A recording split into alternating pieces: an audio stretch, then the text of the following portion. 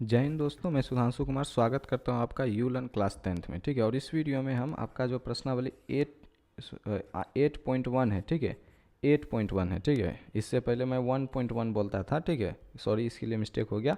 8.1 है, ठीक है। तो आपका जो प्रश्नावली 8.1 है, ठीक है, इसके जितने भी क्वेश्चन है, जो भी 10-15 क्वेश्चन है, एक एक क्वेश्चन को बारीकी से हम सॉल्व करेंगे, ठीक है, इस वीडियो में। तो बिना समय गवाए इस वीडियो को हम शुरू करते हैं। तो क्वेश्चन नंबर 1 से हम लोग शुरू करते हैं। क्वेश्चन नंबर 1 में क्या कर रहा है कि एक त्रिभुज है ए बी सी, ठीक है। आप ध्यान से पढ़ो, हम यहाँ पर इसको जूम कर देते हैं। क्वेश्चन नंबर 1 पे जूम मार देते हैं।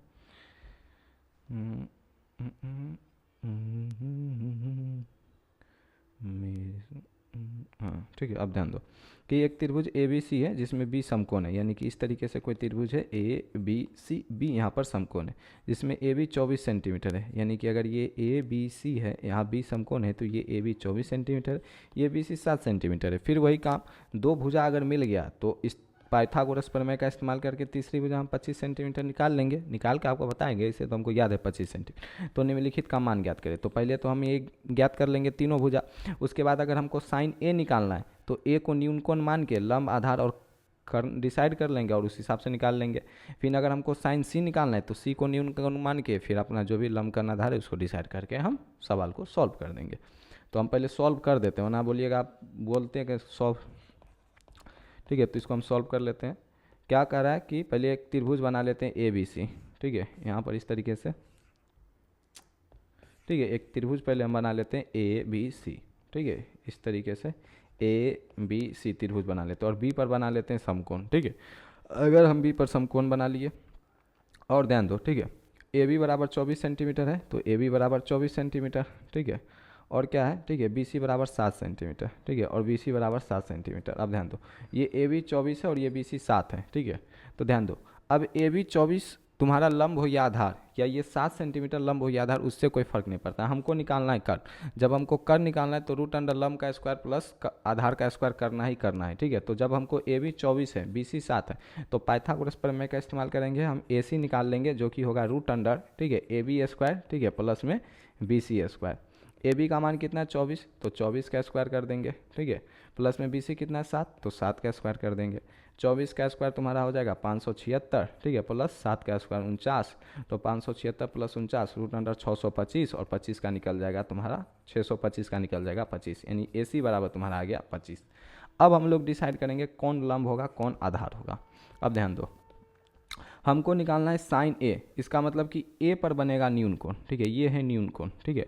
तो पहले सवाल के लिए ए है न्यून कोण, तो जब पहले सवाल के लिए ए न्यून कोण है तो इसके सामने की भुजा बी सी क्या होगा, लंब होगा। तो पहले सवाल के लिए लंब होगा बी सी 7 सेंटीमीटर, ठीक है। कर्ण आपको तो मालूम है, कर्ण आपका फिक्स ही रहेगा हमेशा ए सी, जो कि 25 सेंटीमीटर, और जो बच गया ए बी, ये आपका आधार होगा, ठीक है, जो कि होगा 24 सेंटीमीटर। तो ये पहले सवाल के लिए सीन है। लेकिन दूसरे सवाल के लिए क्या होगा, ठीक है, यही फिगर चेंज नहीं होगा। पहले सवाल में ए को माना गया था न्यून कोण, चूंकि साइन ए कहा गया, यानी बोल रहा था भैया कि पहले सवाल में तुम एंगल ए के लिए साइन त्रिकोणमितीय अनुपात निकालो। कॉस ए पूछा था तो बोल रहा था एंगल ए के लिए कॉस त्रिकोणमितीय अनुपात निकालो, यानी कि पहले सवाल के लिए ए न्यून कोण है तो ए के सामने की भुजा ये बी सी लंब होगा, ठीक है। कर्ण तो आपका ए सी फिक्स ही है क्योंकि समकोण के सामने की भुजा है, और बच गया आधार। तो एंगल ए के लिए जो साइन त्रिकोणमितीय अनुपात क्या होगा, साइन ए बराबर लंब बटा कर्ण। लंब कौन सी भुजा है, ठीक है, बी सी, तो बी सी रहने दो। कर्ण कौन सी भुजा है, ए सी, तो ए सी रहने दो। बी सी का मान है 7, ए सी का मान है 25, तो साइन ए बराबर आ गया 7 बटा 25। सेम फिर से कॉस ए निकालना है, कॉस ए क्या होगा, आधार बटा कर्ण, ठीक है। आधार क्या है, ए बी, तो ए बी रहने दो। कर्ण तो आपका फिक्स ही रहेगा ए सी, ए बी का मान है 24, तो 24 रहने दो, 24 बटा 25, ठीक है, हो गया। तो ये था पहले सवाल के साथ सीन। लेकिन दूसरे सवाल में क्या होगा, ठीक है, हमको निकालना है साइन सी, ये सी साइन सी, यानी कि दूसरे सवाल में जो न्यून कोण बनेगा वो सी पर बनेगा, तो दूसरे सवाल में जो लंब और आधार होगा वो चेंज हो जाएगा, ठीक है। कर्ण तो आपका वही रहेगा ए सी 25 सेंटीमीटर, ये तो बदलना नहीं है, ठीक है। लेकिन चूंकि दूसरे सवाल में हमारा न्यून कोण बदला, पहले सवाल में हमको साइन ए कॉस ए निकालना था, यानी न्यून कोण ए पर था, लेकिन दूसरे सवाल में साइन सी कॉस सी निकालना है, यानी कि मेरा न्यून कोण है कितना, सी, ठीक है। तो अगर न्यून कोण सी है तो लंब क्या होगा, सी के सामने की भुजा ए बी मेरा लंब हो जाएगा, ठीक है। समझने का प्रयास करना, सी के सामने की भुजा ए बी मेरा लंब हो जाएगा, जो कि है 24 सेंटीमीटर, और जो बच गया बी सी वो मेरा आधार हो जाएगा, ठीक है, जो कि हो जाएगा 7 सेंटीमीटर। अब ये हो जाएगा दूसरे सवाल के लिए सीन, ठीक है। ये था आपका क्या, ये था एंगल सी को न्यून कोण मानते हुए, ठीक है, और ये था आपका एंगल ए को न्यून कोण मानते हुए। तो सी को न्यून कोण मानेंगे तो लंब आधार कर्ण कुछ ऐसा होगा, तो यहाँ से हम साइन सी निकाल लेते हैं। साइन बराबर होता है लंब बटा कर्ण, और एंगल सी के लिए लंब थी ए बी भुजा, तो लंब की जगह ए बी और कर्ण हो जाएगा ए सी। ए बी का मान है 24, तो 24 लिख दो, कर्ण है ए सी तो ए सी लिख दो, ये हो जाएगा। फिर आपको कॉस सी लिखना है। कॉस क्या होता है, आधार बटा कर्ण। आधार है बी सी, तो बी सी रहने दो, और कर्ण है आपका ए सी, तो ए सी रहने दो। बी सी का मान 7, ए सी का मान 25, तो 7/25। इस तरीके से आपका क्वेश्चन नंबर 1 कंप्लीट हो गया। किए क्या थे, ध्यान समझना, ठीक है। पहले ए बी बी सी मालूम था, तो पाइथागोरस प्रमेय का इस्तेमाल करके ही हम पहले ए सी निकाल लिए। फिर हमको पहले सवाल में साइन ए कॉस ए चाहिए था, यानी एंगल ए को न्यून कोण मानते हुए इसके सामने की भुजा बी सी को लंब किए, आपका कर्ण ए सी था, और ए बी को आधार किए, ठीक है, और साइन ए कॉस ए निकाल दिए। फिर दूसरे सवाल में साइन सी पूछा था, यानी कि सी को न्यून कोण मानना था, तो सी को न्यून कोण मानते हुए हम लोग लंब आधार और कर्ण लिख लिए, ठीक है, और साइन सी कॉस सी निकाल लिए।